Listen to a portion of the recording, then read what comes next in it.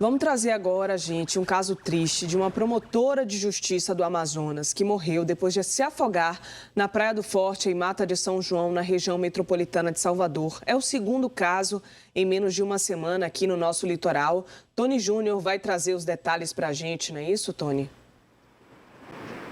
Isso, Lorena, só relembrar, o primeiro caso foi do Pedro Lucas, 23 anos, que acabou se afogando lá na praia de Vilas do Atlântico.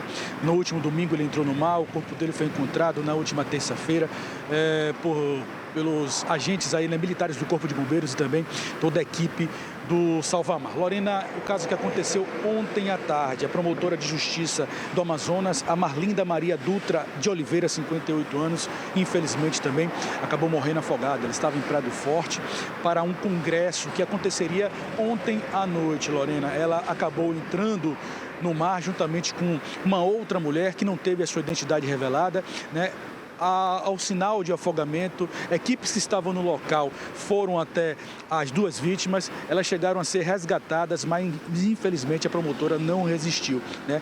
A outra vítima, ela está internada ainda no hospital do subúrbio, inclusive o GRAER, né, que é o grupamento aéreo da Polícia Militar, foi acionado. A gente tem imagens, né, dessa situação, dessa tentativa de salvamento dessa promotora que estava aqui em Praia do Forte, lá em Mata de São João, região metropolitana de Salvador, para um congresso. Infelizmente, ela acabou morrendo. E quem vai explicar para a gente, Lorena, infelizmente, sobre essa situação e principalmente como se prevenir em casos de afogamento é o tenente do Corpo de Bombeiros Militar da Bahia, Kleber Rocha. Tenente, muito obrigado. Nós estamos ao vivo no Bora Nordeste com a Maria Lorena Alves para todo o estado da Bahia. Agosto é um mês complicado. Julho e agosto, tenente, é um mês complicado, né? Muita gente de férias, muita gente vem ao litoral baiano e os índices de afogamento, ele crescem, né, nesses 2 meses do ano. Bom dia, ao vivo. Lorena, o tenente lhe escuta, fica à vontade também. Bom dia, Tony. Bom dia, Lorena, os espectadores. Então, como a gente vem sempre batendo nessa tecla, né? Esse período, meio do ano, agora setembro ainda, a gente tem um período de um mar mais transtornado, um período de um mar que ainda vem um mar de inverno, só que a gente começa a ver a presença do sol, né? Então, por um fator social mesmo, as pessoas buscam, né, o litoral baiano, as pessoas buscam a praia para poder se divertir, é normal. Entretanto, a gente conta com um mar muito revolto e isso acaba pegando as pessoas de surpresa, principalmente as pessoas que não conhecem o litoral baiano, principalmente as pessoas que não conhecem as praias daqui, né? E acabam se deparando com esse cenário, né? A gente teve, para você ter uma ideia, no ano passado, em agosto do ano passado, 18 ocorrências de afogamento registradas no mês de agosto de 2025. Esse ano, até a presente data, a gente já teve 40 ocorrências de afogamento que a gente atendeu, né? Então, mais do que o dobro e o mês ainda nem se findou, né? Então, assim, o desconhecimento desses turistas é o que mais traz transtornos pra gente, né? Fora a mistura com álcool e banho que nunca combinam, né? Mas principalmente esse fator de desconhecimento da praia. Então a gente sempre pede para você, né, que por favor, quando for numa praia que não conheça, você turista que está vindo para cá pela primeira vez, escolha uma praia que tem guarda-vida, né, nosso Porto da Barra, Farol da Barra, Paciência, enfim, a gente tem diversas barras. Não sabe da praia, ou não entra, né, ou só até a altura do joelho ali, né, a gente tem um lema da gente, preconizado pela Sobrasa, a Sociedade Brasileira de Salvamento Aquático, que é: água no umbigo é sinal de perigo. Nesse mar que a gente tem encontrado aqui, a água no joelho já pode se tornar um problema. A pessoa, né, com algum tipo de situação que tem uma queda da própria altura e acaba caindo na onda ali, é tragada pela onda para dentro do mar. Então isso pode se desenvolver e acabar no afogamento da pessoa. Lorena, estamos à sua disposição. O tenente fez um alerta importante da altura, né, da água quando você for entrar no mar. Agora, tenente, uma outra situação são os buracos mesmo, né, no mar. Às vezes a gente entra, conhece a praia e tudo, e aí depois percebe que está ali ficando mais fundo. A pessoa, nesse momento, o que é que ela faz, mesmo não tendo ali a presença do salva-vidas? Perceber ali o vento, se está ventando muito, é um critério também para ser utilizado, porque isso muda também a corrente da água, né? E pode mudar a qualquer momento, por exemplo, não é? Em poucos minutos, vamos dizer assim. Exatamente, né? Essa presença do vento, que primeiro você ratificou aí, o vento que tem acontecido nesses últimos 5 dias, né, que tiveram influência nessas últimas ocorrências, ele muda completamente a dinâmica do mar, né? É um mar muito mais revolto, um mar muito mais inesperado, com ondas mais fortes, com mais energia. Falando sobre as correntes de retorno, né? As correntes de retorno, elas são responsáveis por aproximadamente 90% dos nossos afogamentos, né? Então, essas correntes de retorno, elas causam valas, como a gente chama, né? Que são os buracos. E elas são por onde a água que vai em direção à areia retorna para o oceano. Então ela volta com muita força. Então você me perguntou sobre qual é a medida a ser tomada, né? Qual é a precaução. Já se encontra na situação, não tem a quem recorrer. Então qual é o procedimento a ser tomado quando se encontra na corrente de retorno? Não se deve tentar nadar contra a corrente de retorno, né? A pessoa vai entrar em fadiga, vai tentar retornar e não vai conseguir.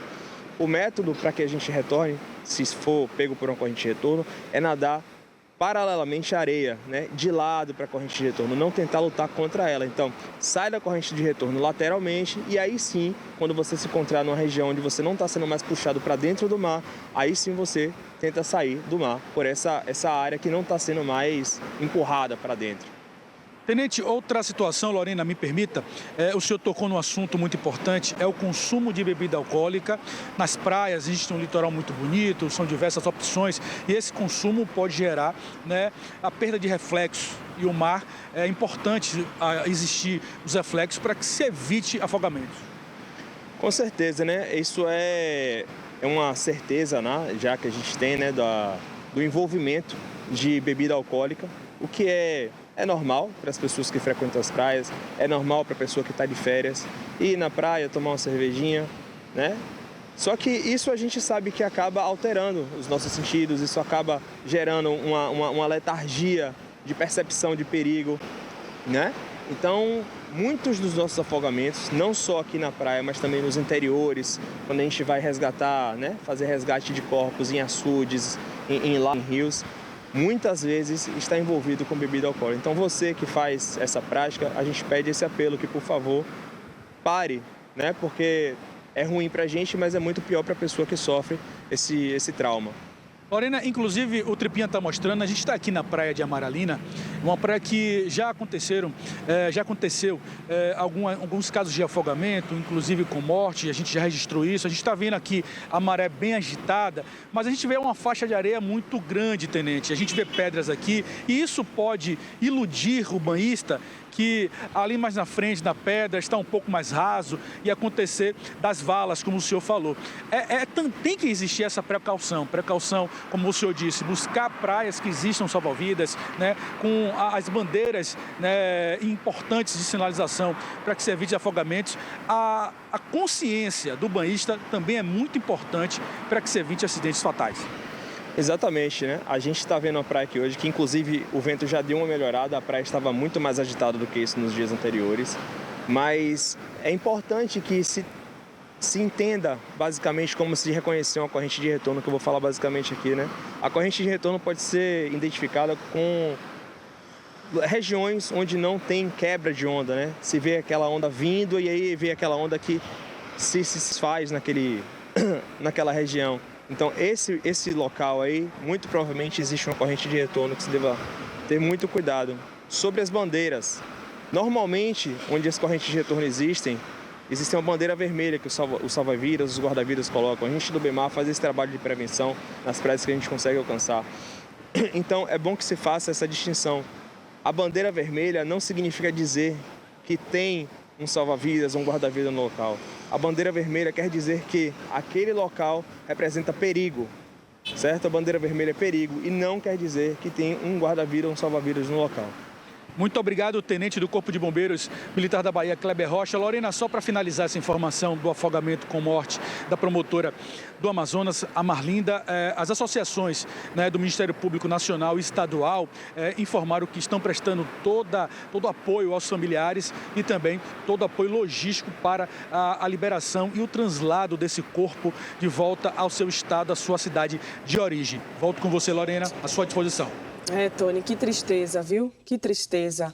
A Marlinda veio participar de um congresso aqui na Bahia foi tomar um banho na Praia do Forte, que a gente sabe que não é um mar ali tão revolto em relação a outras praias aqui da nossa Bahia. Infelizmente, morreu, estava com uma amiga, inclusive, as duas se afogaram. A amiga conseguiu se salvar e ela não. Caso semelhante até de Pedro Lucas, que a gente trouxe, que a gente acompanhou de perto aqui. Ele que se afogou na praia do Buraco da Velha, em Vilas do Atlântico. Estava com um amigo também, o amigo conseguiu se salvar. Inclusive, o salva-vidas que atuou ali no resgate, ele ainda chegou a segurar Pedro Lucas, mas a corrente foi mais forte e puxou. Inclusive, esse agente precisou de atendimento psicológico, porque, claro, ficou abalado. E, infelizmente, o Pedro Lucas não resistiu. Ele vai ser enterrado hoje, às 10h30, no cemitério Bosque da Paz. A Marlinda, a gente está aguardando a atualização, já que o corpo dela vai ser levado para o estado do Amazonas. A gente segue acompanhando, mas é uma notícia muito triste, né? A gente trazer, noticiar aqui mais uma vez, né, o segundo caso em menos de uma semana.